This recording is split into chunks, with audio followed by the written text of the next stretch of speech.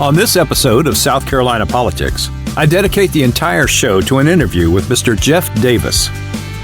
Mr. Davis is the chairman of the Greenville County Republican Party. And for those of you that don't know, Greenville is the largest county in South Carolina. In 2021, Jeff co-founded mySCGOP.com, where they educate South Carolinians about the biannual political party reorganization process, otherwise known as ReOrg. I asked him about reorg, education, and the state of politics here in South Carolina. It was a fascinating interview, and I'm sure you'll enjoy it.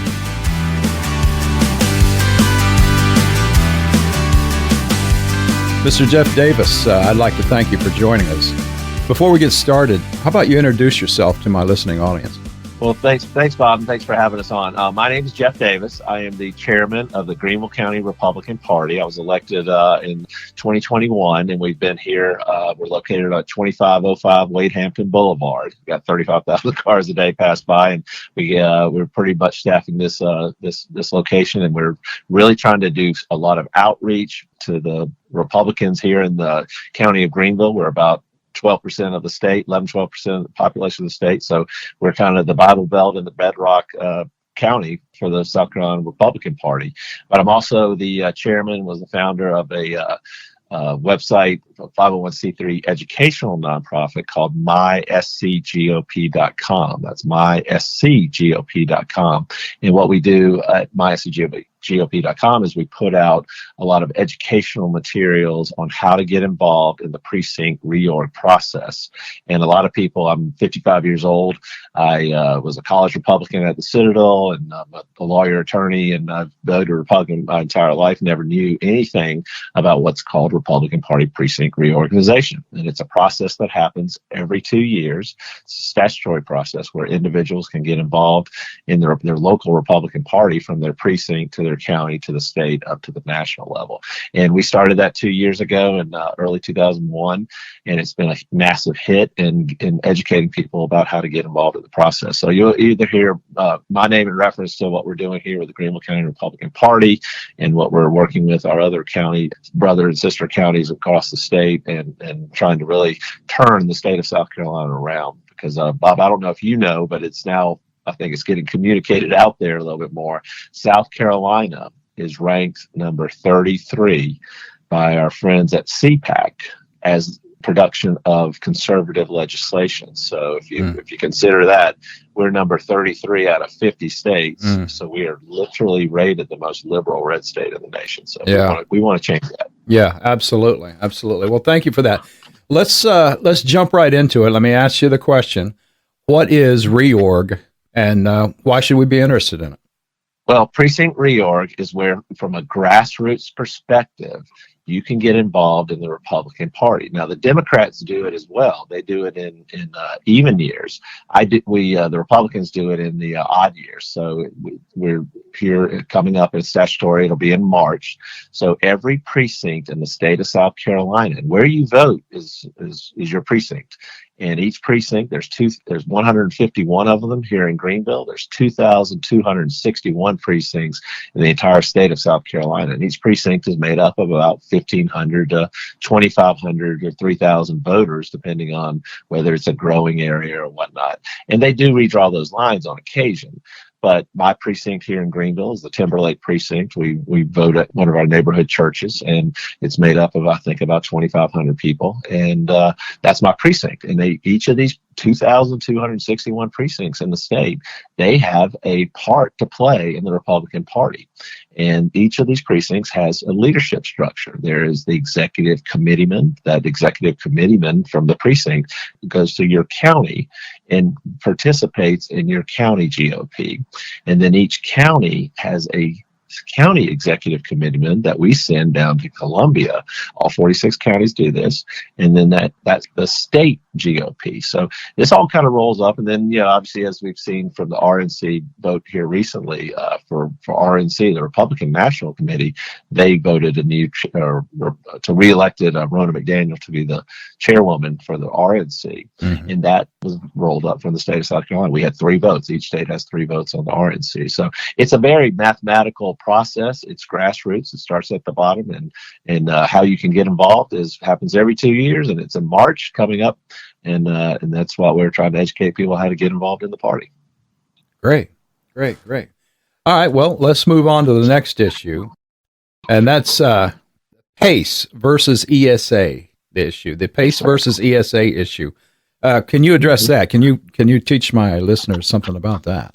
Well, Bob, that's why I'm even involved in the Republican Party. I mean, as I said earlier, I was a college Republican at the Citadel. I got my law degree and MBA at University of South Carolina and practiced law and as an accountant down in Atlanta before I came back to South Carolina in 2011. But education, school choice is close to our heart. My wife and I, Olga Lashinska, and we got involved in this process because I'm a tax attorney, CPA, and I just got involved in the implementation of a particular type of school choice, which is called tax credit scholarships. And immediately getting involved in the process, we started seeing how political it was. This should be about children and taking care of children. You would think everybody would be on the same side.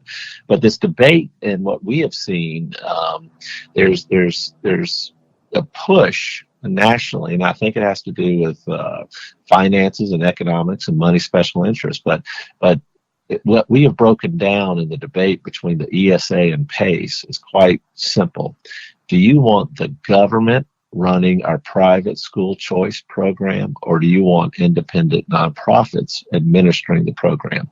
Regardless of who, what type of school choice, whatever school choice it is, somebody has to administer the program.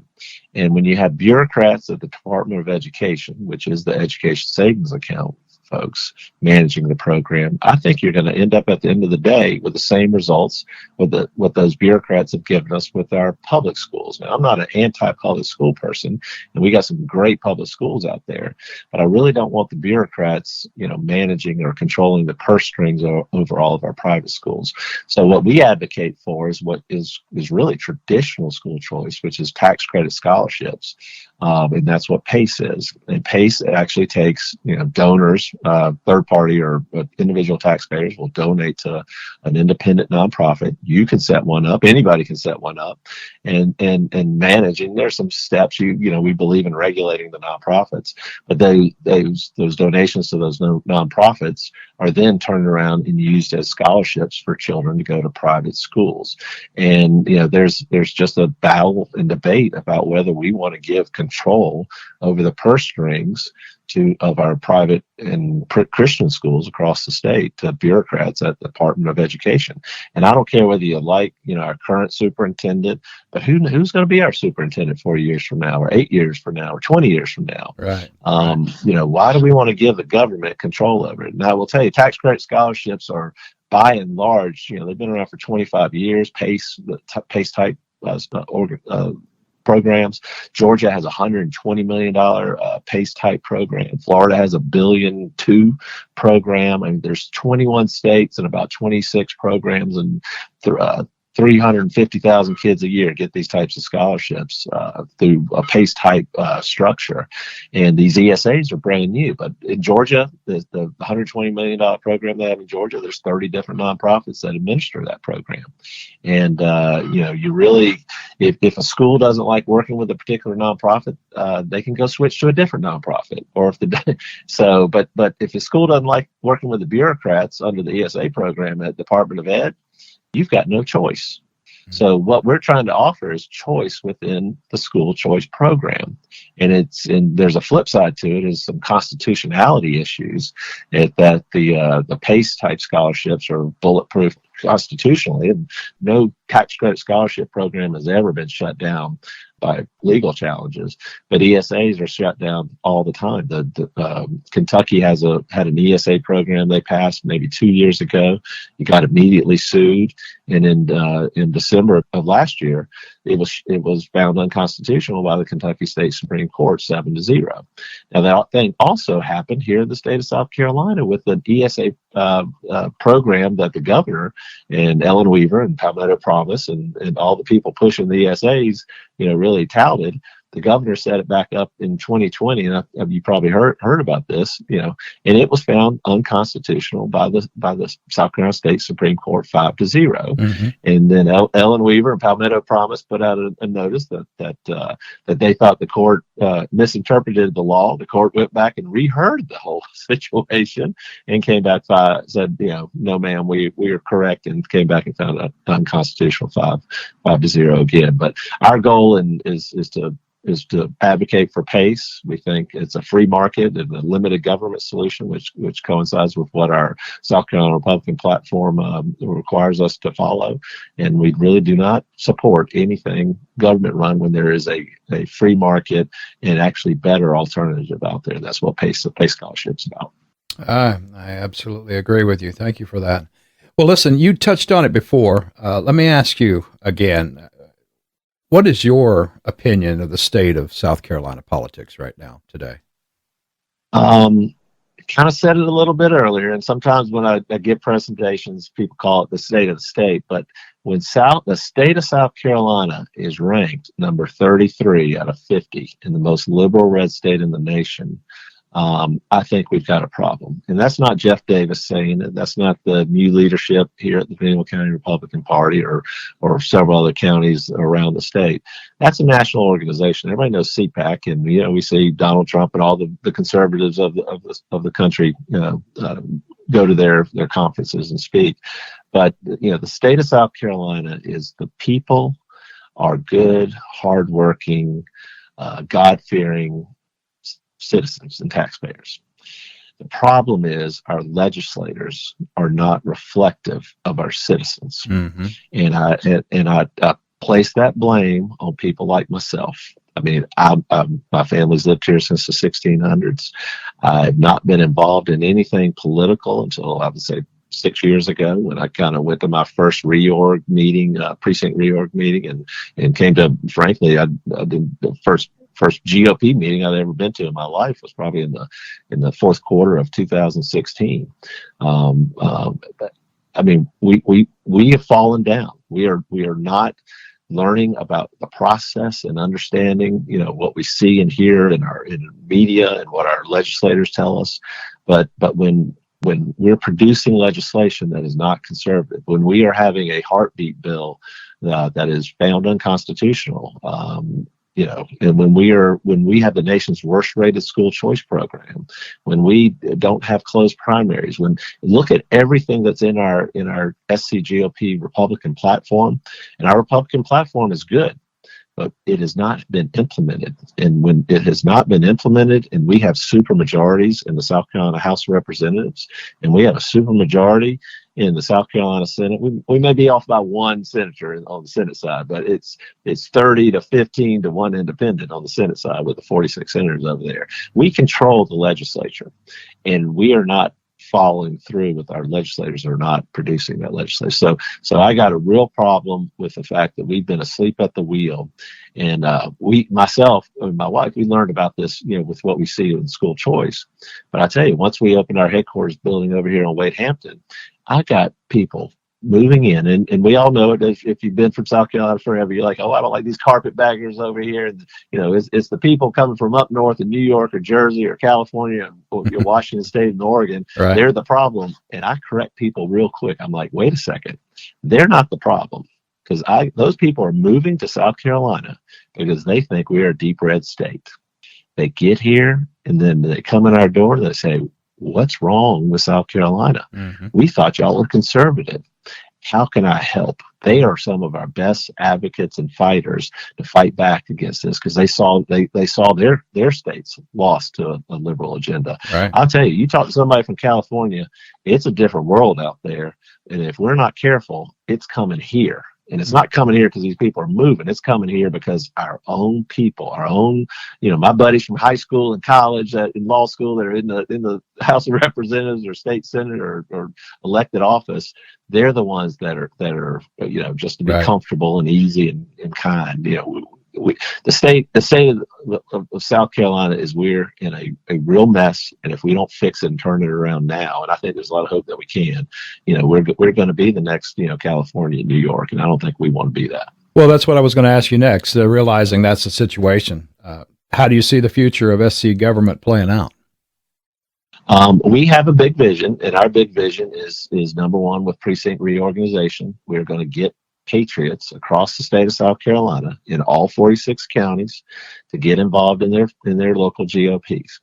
Get involved in your precinct, go to your county convention as a delegate, elect America First, MAGA America First, patriots that are willing to, push back and fight against what we would call the rhino establishment in our state party. And then your precincts are in March, and that'll be your county convention in April.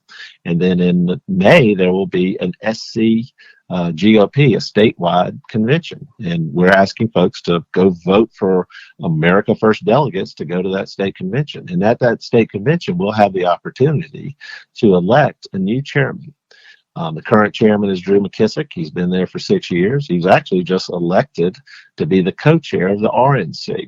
So if you're happy with the direction of the Republican National Committee, and if you're happy with Rona McDaniel, the same people that elected her elected Drew McKissick to be the co-chair at the national level. So I actually feel that I was happy for Drew, happy for South Carolina. Drew got elected to that position. Drew McKissick did, but I was sad for the nation. But some people get promoted up, and you know what?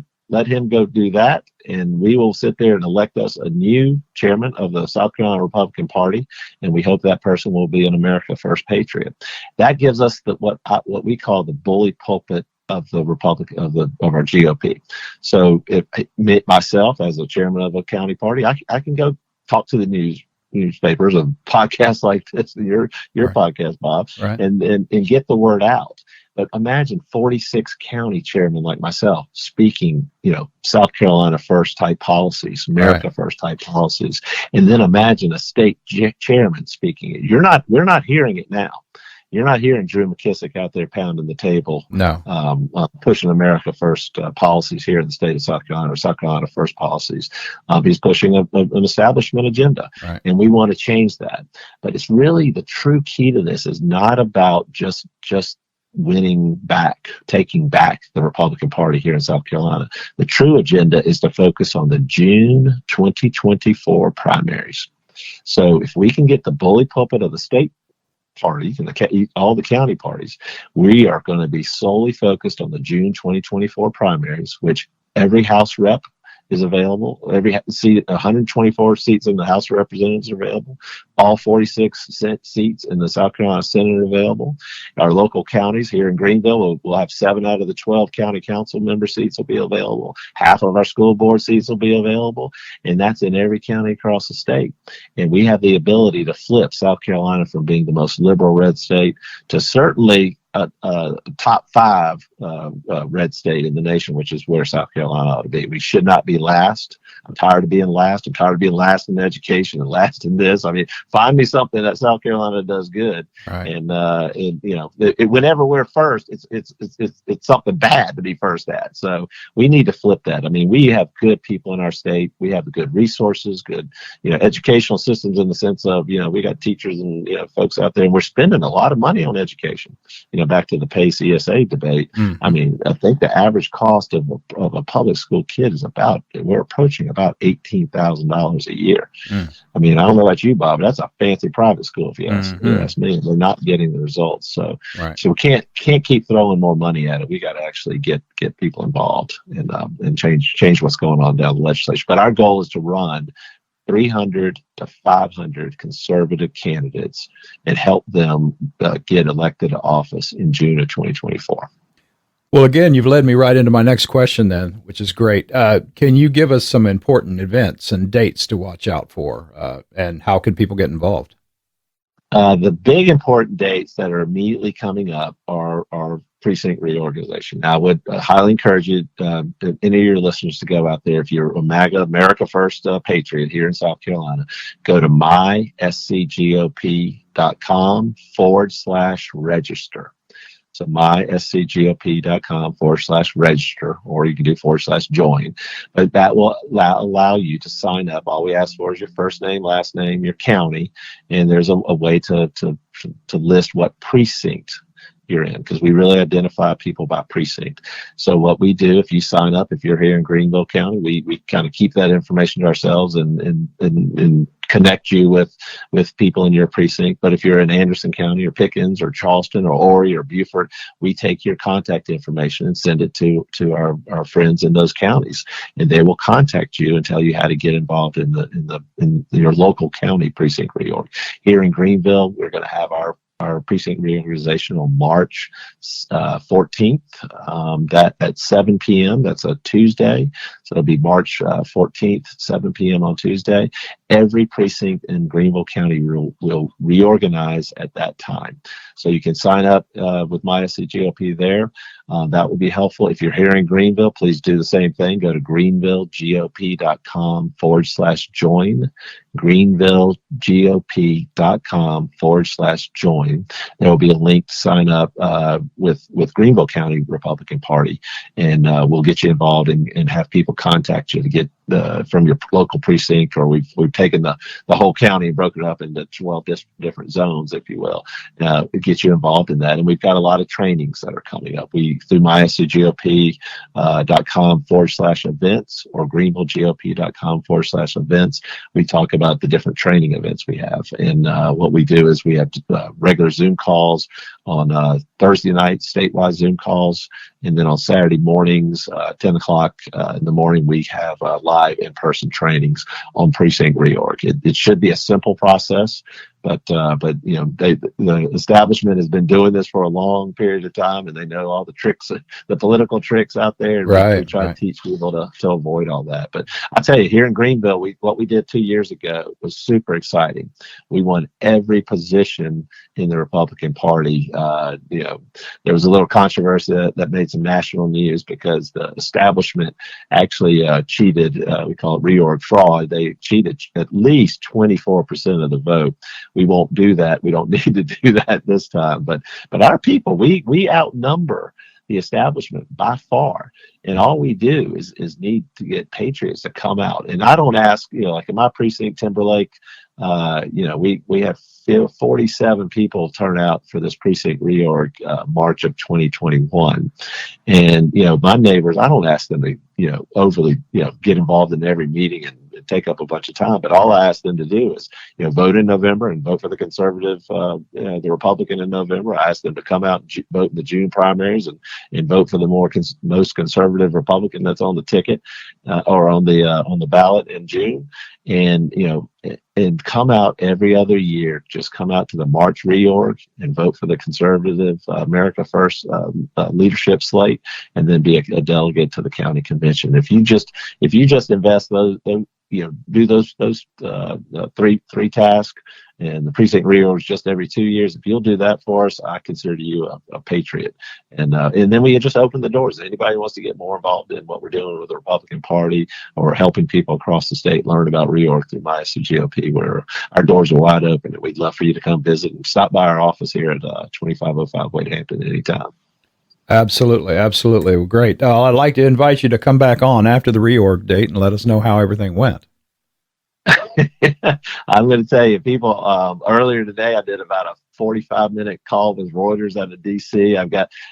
It was really exciting 2 years ago, and it's going to be, people are really looking at the state of South Carolina, especially on this reorg. And we do some national stuff. We've got a America First conference down in Charleston on February 11th that I'll be speaking at, and that's about election integrity. And it's on our website. You'll see on both of those event pages. But they'll talk about election integrity and what's going on nationally and locally. But the third segment is about, how do you fix election integrity? How do you fix school choice? How do you fix all of these issues that we have and concern?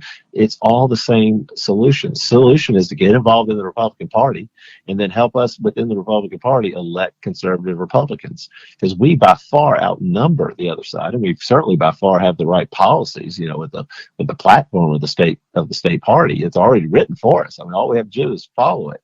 You know, get people in those seats. And I tell people all the time, Bob, if your butt is not sitting in that seat, somebody else's is, and they may not be doing the things you want them to do. So you know, we encourage people to get involved as much as you can.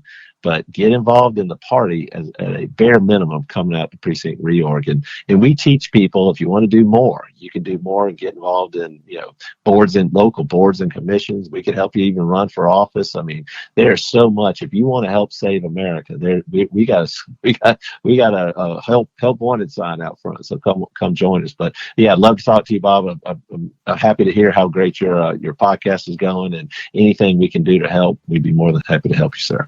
Well, I know it's a busy time for you, and I appreciate you spending time with us. Well, thank you very much. We appreciate it too.